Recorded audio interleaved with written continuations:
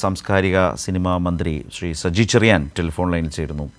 Minister, അദ്ദേഹത്തിൻ്റെ വേർപാട് P Jayachandran മലയാള ഗാന ശാഖയുടെ ഭാവഗായകനെയാണ് നമ്മൾക്ക് നഷ്ടമായിരിക്കുന്നത്. തീർച്ചയായിട്ടും മലയാള സിനിമാ രംഗത്ത് അതുല്യ ഗായകനെയാണ് നഷ്ടപ്പെട്ടത്.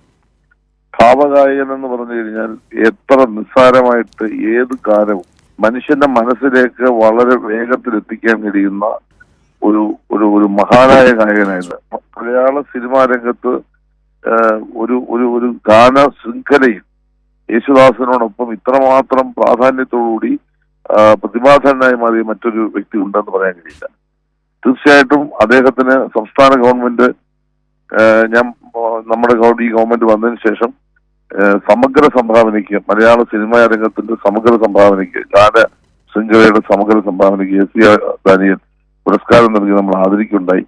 അദ്ദേഹം ആ ചടങ്ങിൽ പങ്കെടുത്ത് ഇത്ര എളിമയുള്ള, ഇത്ര വിനയാന്വിതനായ, ഇത്ര ഒരു മഹാനായ മനുഷ്യനെന്ന് എനിക്ക് സത്യത്തിന് അഭിമാനം തോന്നിയ നിമിഷങ്ങളായിരുന്നത്. നല്ല ആത്മബന്ധം എനിക്ക് അദ്ദേഹത്തിന് ഉണ്ടാക്കാൻ കഴിഞ്ഞു. അദ്ദേഹം എത്ര സ്നേഹത്തോടാണ് അദ്ദേഹം പിന്നീട് ഓരോ സന്ദർഭത്തിൽ ഇടപെട്ടത്. വളരെ അപ്രതീക്ഷിതമായ ഒരു വേർപാടാണ്, വലിയ ദുഃഖമാണ്. അദ്ദേഹത്തെ പോലൊരു ഭാവഗായകനെ അല്ലെങ്കിൽ ഇത്രമാത്രം സമഗ്രമായ സംഭാവന ചെയ്ത മറ്റൊരാളിനെ നമുക്കിനി കിട്ടാൻ പോലും കഴിയില്ല. കാരണം അത്രമാത്രം വലിയ സംഭാവനയാണ് നമ്മുടെ ഗാനരംഗത്ത് അദ്ദേഹം നൽകിയത്. മിനിസ്റ്റർ ഇപ്പോൾ സൂചിപ്പിച്ചത് എനിക്കൊന്നു 2021 ജെസി ഡാനിയൽ പുരസ്കാരം, സമഗ്ര സംഭാവനയ്ക്കുള്ള പുരസ്കാരം അദ്ദേഹത്തിന് സർക്കാർ നൽകുകയുണ്ടായി. അന്ന് കാണുകയും സംസാരിക്കുകയും ചെയ്ത ഒരു അനുഭവം, ഒരു ഓർമ്മ, അതെ. ഞാൻ മന്ത്രിയായതിനു ശേഷം അദ്ദേഹത്തെ പോയി കണ്ടിരുന്നു. അദ്ദേഹത്തിന്റെ അനുഗ്രഹം വാങ്ങി. അതിനുശേഷമാണ് ഈ ജെസി ഡാനിയൽ പുരസ്കാര ചടങ്ങിലേക്ക് അദ്ദേഹത്തെ ക്ഷണിച്ചു. അദ്ദേഹം വന്നു. ബഹുമാനപ്പെട്ട മുഖ്യമന്ത്രിയായിരുന്നു ആ ചടങ്ങിൽ അവാർഡ് പുരസ്കാരം കൊടുത്തത്.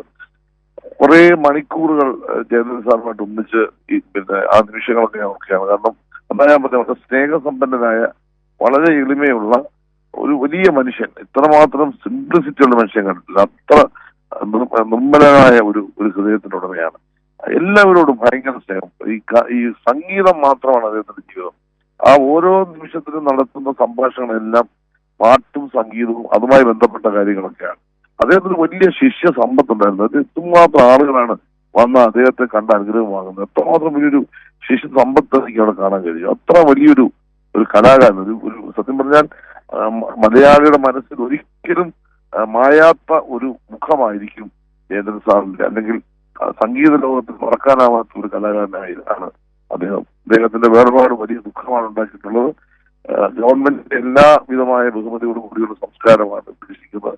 നമ്മുടെ ചലച്ചിത്ര അക്കാദമി അടക്കമുള്ള കൾച്ചറൽ വകുപ്പിന്റെ ആളുകൾ ഇപ്പൊ തന്നെ ഇവിടുന്ന് പുറപ്പെട്ടു. അദ്ദേഹത്തിന്റെ മരണം അറിഞ്ഞപ്പോ തന്നെ നിർദ്ദേശം കൊടുത്തു.